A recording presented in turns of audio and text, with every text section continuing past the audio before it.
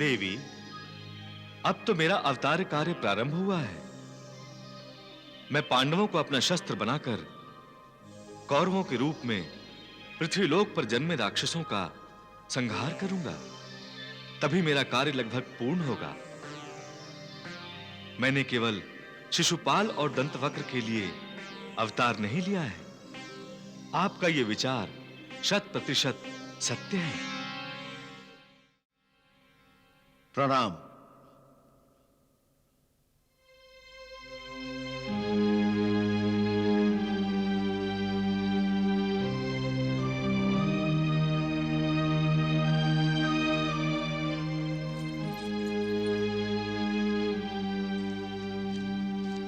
चेटीराज, मैं शीघ्र ही आपके माता पिता से मिलने आऊंगा। बस, अब इसकी और कोई आवश्यकता नहीं है युवराज। सारथी चलो।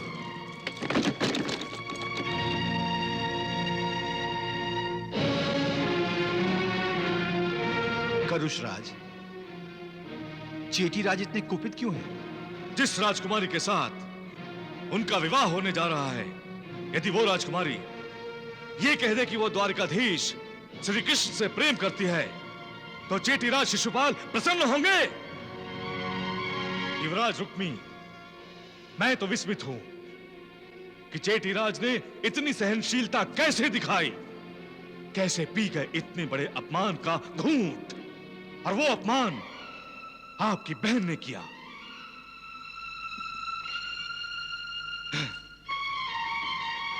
चलो सारथी।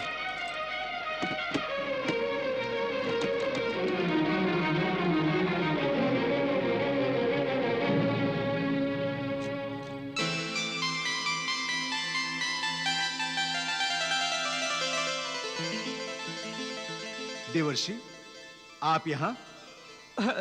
प्रभु की इच्छा थी, मैं आ गया। आपके प्रभु की इच्छा? हाँ, इन्होंने इच्छा व्यक्त की थी कि इनकी बहन सुभद्रा अब विवाह योग्य हो गई है। उसके लिए अब उपयुक्त वर खोजना आवश्यक है। ऐसा कहा है तो कन्हैया ने ठीक ही कहा है।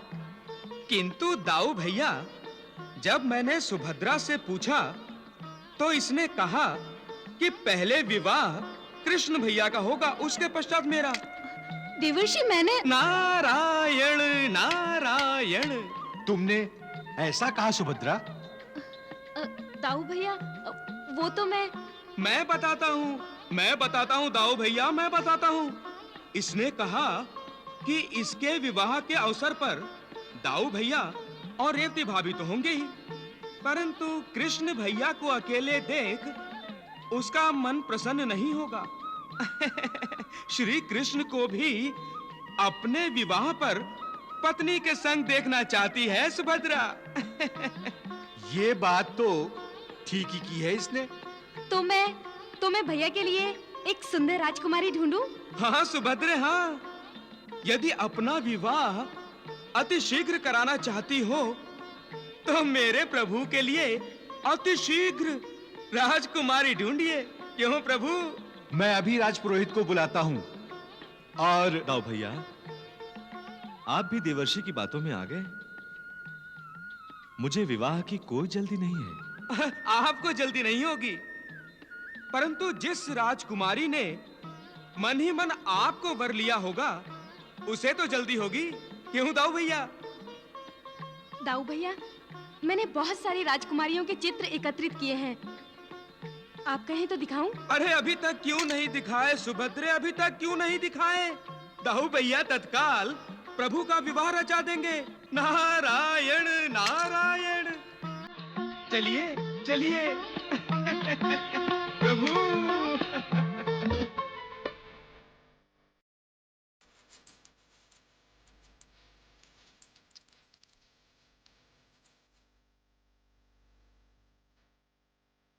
नारायण नारायण।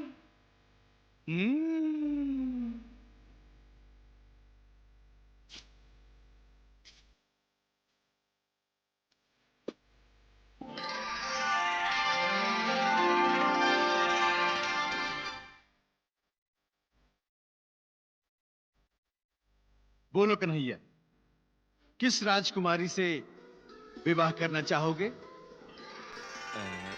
दाऊ भैया, क्यों भैया?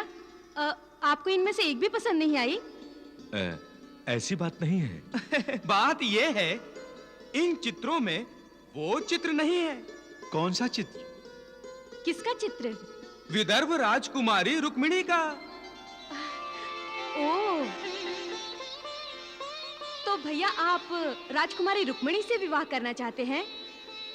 मैं शीघ्र ही कुंडिनपुर जाकर विदर्भ नरेश भीष्मक से मिलकर अपने कन्हैया के लिए उनकी बेटी का हाथ मांगता हूं। नारायण नारायण प्रभु। देखा देखा इसका साहस आपने? अपने स्थान पर दासी को भेजकर शिशुपाल का जो उसने अपमान किया है वो क्या कम था? जो उसने शिशुपाल से स्पष्ट कह दिया कि यह उससे नहीं श्री कृष्ण से विवाह करना चाहती है। मैंने उससे असत्य नहीं कहा था भैया। ये असत्य है और असत्य ही रहेगा। और एक बात सुन लो, तुम उस ग्वाले का नाम अब कभी नहीं लोगी, तुम कभी नहीं। रुक्मी, आप बीच में मत बोलिए पिताश्री, बहुत साथ दे दिया इसका। अब मुझे विवश मत कीजिए वो सब कुछ करने के लिए जो मैं करना नहीं चाहता। क्या करोगे तुम? मैं आपको ही आपके ही कारागार में बंदी बनाकर डाल दूंगा, बंदी बनाकर। रुक्मी, क्षमा कीजिएगा माताश्री, पिताश्री मुझे विवश कर रहे हैं। आप विवश नहीं हुए, आप वश में हुए हैं भैया। रुक्मिणी! सम्राट जरासंध के वश में हो गए हैं आप। रुक्मिणी! क्या हो गया है आपको स्वामी? रुक्मिणी आपकी बहन है। जिस शिशुपाल के लिए आप इसका दिल दुखा रहे हैं और महाराज और महारानी का अपमान कर रहे हैं, वो शिशुपाल क्या है आपका? शिशुपाल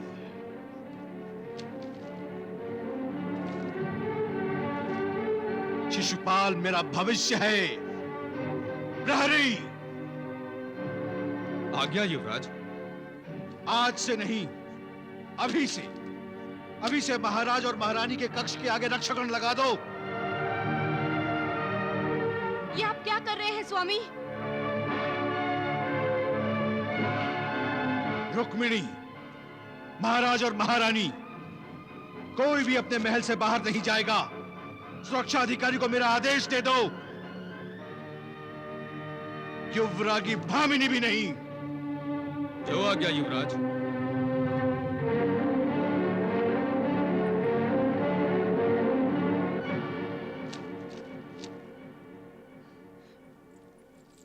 पिताश्री,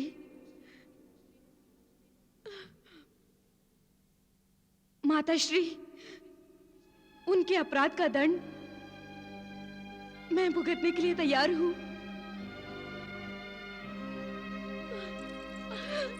रुक्मिणी,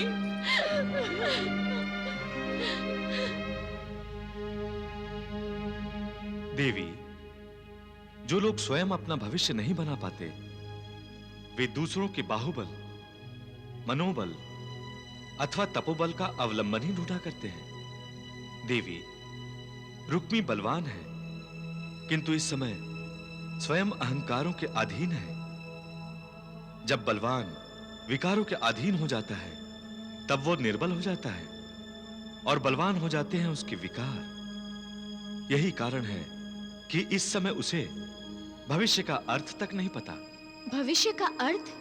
हां देवी, भव का अर्थ है संसार और उसे तारने वाला केवल ईश्वर है।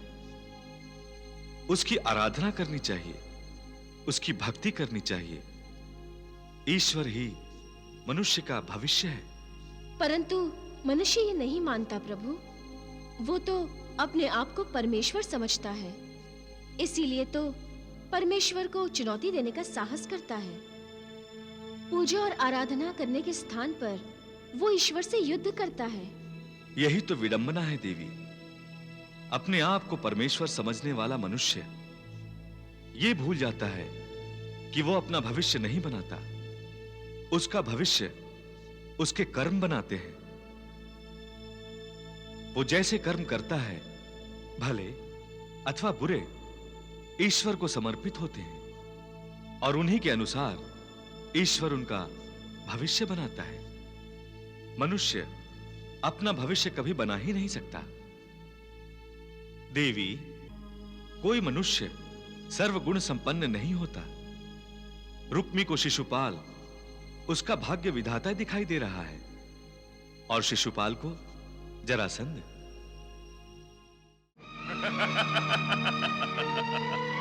अच्छा है, तुम्हारा तर्क अच्छा है।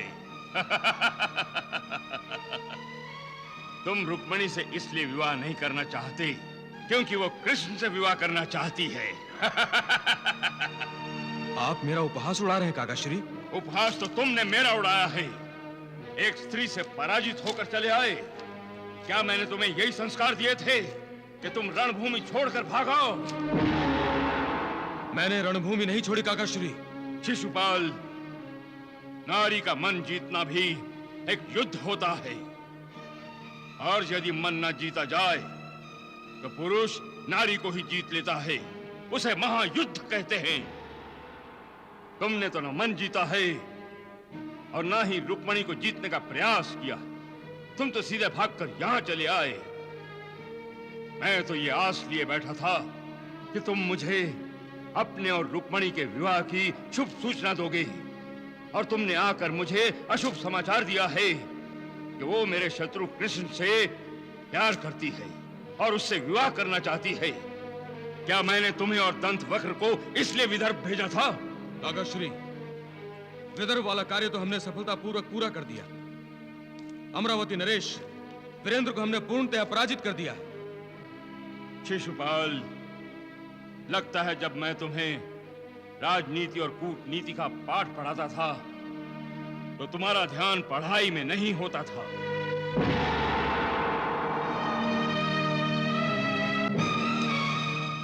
इतना भी नहीं समझे कि मेरे हृदय में क्या चल रहा है? जानते हो, राजा वीरेंद्र को विदर्भ पर आक्रमण करने के लिए अप्रत्यक्ष रूप से आदेश मैंने ही दिया था और वीरेंद्र को नष्ट करने का आदेश भी मैंने तुम्हें दिया था। परंतु क्यों काकाश्री? क्योंकि मैं चाहता था कि वीरेंद्र के साथ साथ तुम रुक्मिणी को भी जीत लो। रुक्मिणी को मैंने देखा नहीं, सुना है कि वो त्रिभुवन सुंदरी है। मैंने सोचा कि वो त्रिभुवन सुंदरी मेरे पुत्र समान शिष्य शिशुपाल की पत्नी बन जाए तो क्या मुझे ऐसा नहीं सोचना चाहिए था? नहीं काकाश्री, आप तो मेरा भला ही सोचेंगे। परंतु तुमने मेरी सोच के साथ न्याय नहीं किया। रुक्मिणी को जीते बिना ही चले आए। शिशुपाल, कृष्ण केवल मेरा शत्रु नहीं, वो तुम्हारा भी शत्रु है, महाशत्रु। रुक्मिणी जैसी त्रिभुवन सुंदरी को क्या तुम अपने महाशत्रु की हो जाने दोगे? अपने शत्रु का सुख और आनंद छीनने की जगह क्या तुम उसे आनंद भोगने दोगे? नहीं काकाश्री, नहीं। शिशुपाल, जो तुम्हें ठुकरा रही है उससे मुंह मत छिपाओ, उसे ग्रहण करो, विवाह करो उससे। और विवाह के पश्चात उसे पत्नी का स्थान मत दो। जिस प्रकार उसने तुम्हें ठुकराया है उसी प्रकार तुम उसे ठुकराओ, दासी बना दो उसे। और यह तभी संभव होगा जब कृष्ण का उसके साथ विवाह नहीं होगा। नहीं काकाश्री, मैं ये विवाह नहीं होने दूंगा।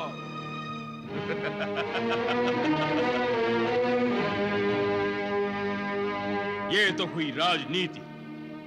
अब सम्राट जरासंध नहीं, पिता जरासंध अपने पुत्र समान शिष्य शिशुपाल से पूछ रहा है,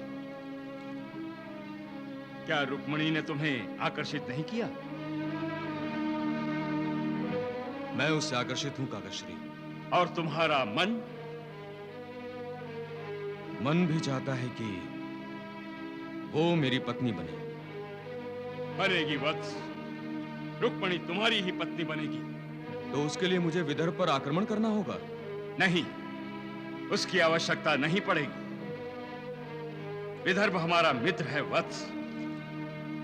मैं रुक्मी को बुला लूंगा और रुक्मणी के साथ तुम्हारा विवाह निश्चित कर दूंगा।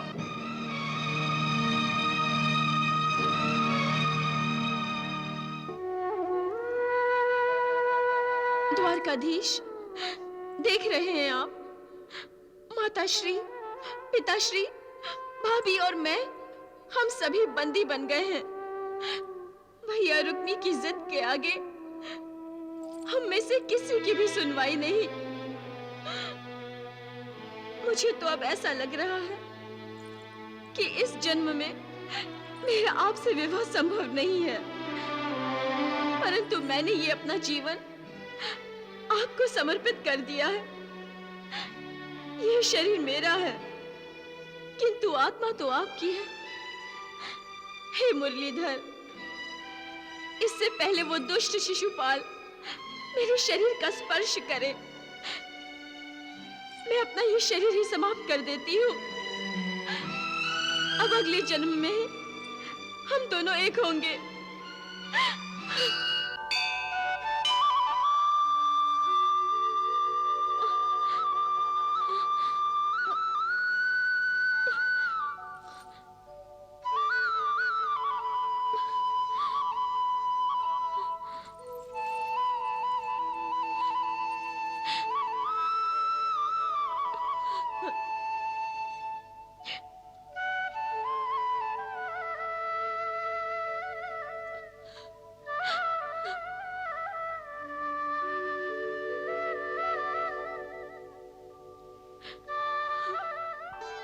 आप रो रही हैं देवी? क्या रोने से समस्या का समाधान हो जाता है? कौन बोल रहा है? मैं आपकी अंतरात्मा हूं। मेरी अंतरात्मा? अभी अभी तो आपने स्वयं कहा राजकुमारी कि मैं आपकी आत्मा हूं। द्वारिकाधीश, आप निराश क्यों हैं? इसलिए कि आप बंदी हैं? देवी, बंदी तो इस संसार का हर प्राणी है। कोई मर्यादा का बंदी है तो कोई ममता का, कोई आज्ञा का बंदी है तो कोई प्रतीक्षा का, और जन्म जन्मांतर का जो चक्र है उसका तो हर कोई बंदी है। आत्महत्या कोई उपाय नहीं है इस बंधन से मुक्त होने का। तो मैं क्या करूं? आप ही मेरा मार्गदर्शन कीजिए द्वारिकाधीश। आप अपने आप पर विश्वास करो, अपने प्रेम पर विश्वास करो और समर्पण में आस्था। प्रेम वो शक्ति है देवी जो निर्बलों को बल प्रदान करती है, जो प्रेमी जनों का मार्गदर्शन करती है। प्रेम स्वयं एक ऐसा बंधन है जो प्रेमियों को सब बंधनों से मुक्त कर देता है। और आप आत्महत्या करने की सोच रही हैं? मुझसे भूल हुई द्वारकाधीश। अब मैं प्रेम के ऐसे बंधन में रहना चाहूंगी जो मुझे अन्य बंधनों से मुक्त कर देगा। मुझे क्षमा कर दीजिए प्रभु, मुझे क्षमा कर दीजिए।